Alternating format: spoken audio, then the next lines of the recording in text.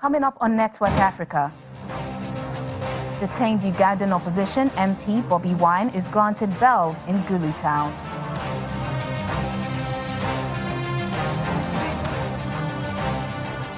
Zimbabwe's ruling party says former President Robert Mugabe is not feeling well.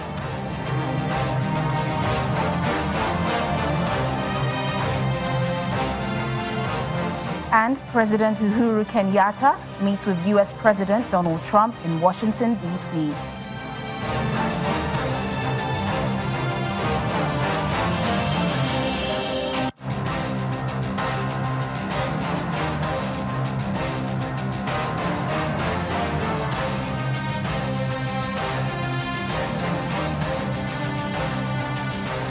Hello and welcome to the program. I'm Teniola Shibowale. We begin today with stories and happenings that made headlines over the weekend.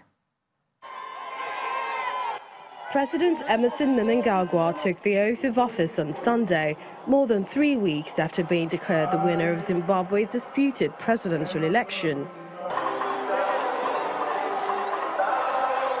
Thousands of people, some bussed in from outside the capital, and foreign leaders gathered at Harare's National Stadium for the swearing-in of the president, who just secured the 50% of votes he needed to avoid a runoff against opposition leader Nelson Chamisa.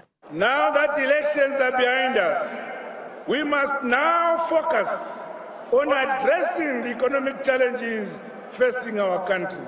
As I have repeatedly said in the past months, real change does not happen overnight.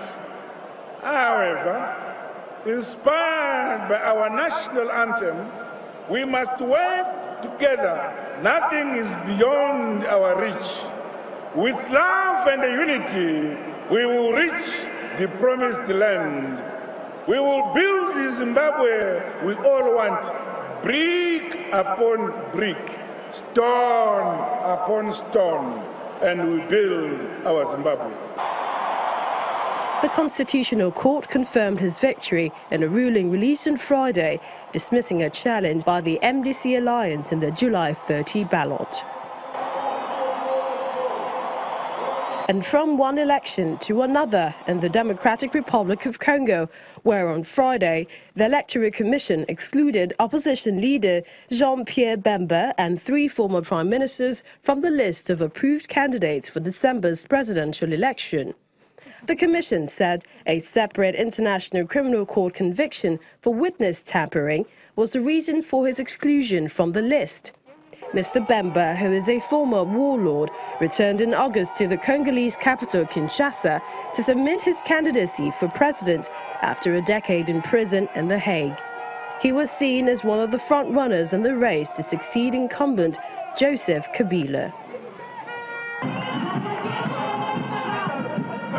On Saturday, Ethiopia's Prime Minister said the election due in 2020 will be free and fair and should not be delayed by his sweeping reforms to the nation's politics, economy and diplomacy. At his first news conference, he said the World Bank would provide $1 billion in budget support in the next few months, explaining that this is due to the reforms taking place in the country. Since winning office in April, Mr. Abiy has loosened the grip of a state that had ruled with an iron fist, ordering the release of political prisoners. He has pledged to open up the state-dominated economy and has taken steps to end decades of hostility with neighboring Eritrea in a move that could reshape the country and the broader Horn of Africa region. Ugandan opposition MP and Afro-pop star Robert Kyagulanyi, also known as Bobi Wine, has been granted bail by a court in the northern town of Gulu.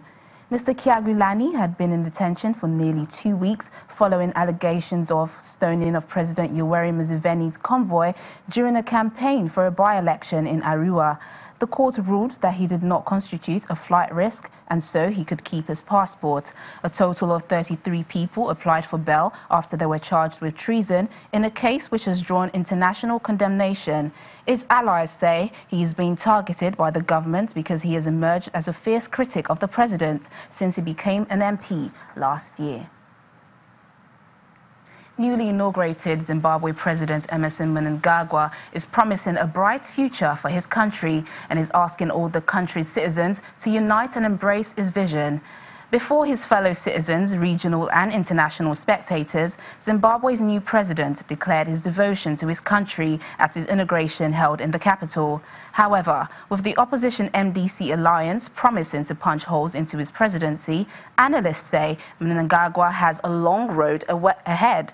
The July 30 election was seen as a crucial step towards shedding the reputation the country gained under Robert Mugabe and securing international donor funding to revive a crippled economy.